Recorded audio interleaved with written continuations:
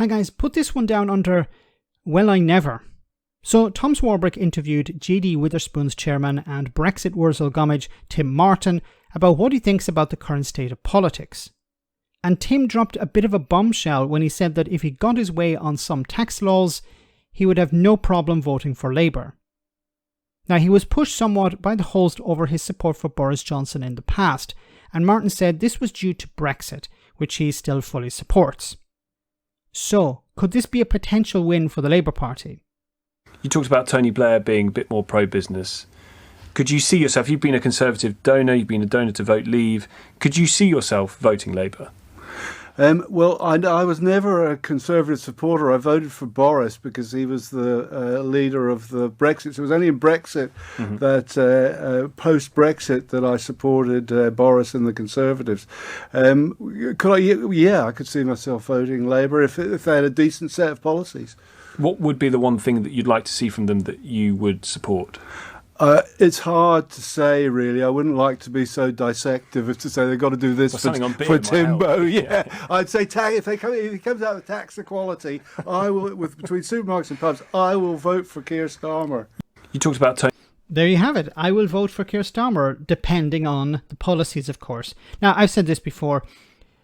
Tory party donors don't really care about the Tory party. They care about influence. And probably people like Tim Witherspoons, as I like to call him, see the writing on the wall. Well, if I want to have influence, then I need to donate to the Labour Party because the Labour Party are going to be the party of government. If I want to influence them, I need to do it with money. Unfortunately, this is how things work. And, you know, he's sticking to his guns when it comes to Brexit, saying, no, Brexit was a good idea, Brexit was a good idea. I think this is about saving face. He understands probably that the Labour Party will try and undo some parts of Brexit, but I think he realises that Brexit was a mistake, and especially for his industry, you know, making it more difficult to get in beers or to get staff. This has always been a problem since leaving the European Union. So I think he understands Brexit was a mistake, but he's too proud to say that he was wrong. But it's okay for him to vote for the Labour Party and to support the Labour Party because he can put it down as, well, they're going to push through policies that would benefit my business. So of course I'm going to back them. Or maybe behind the scenes, yeah, I'll support you if you do something, you know, for me. I'll give you money if you scratch my back. So I think when it comes to Brexit, Tim Martin has given up on it. He understands that it was a mistake.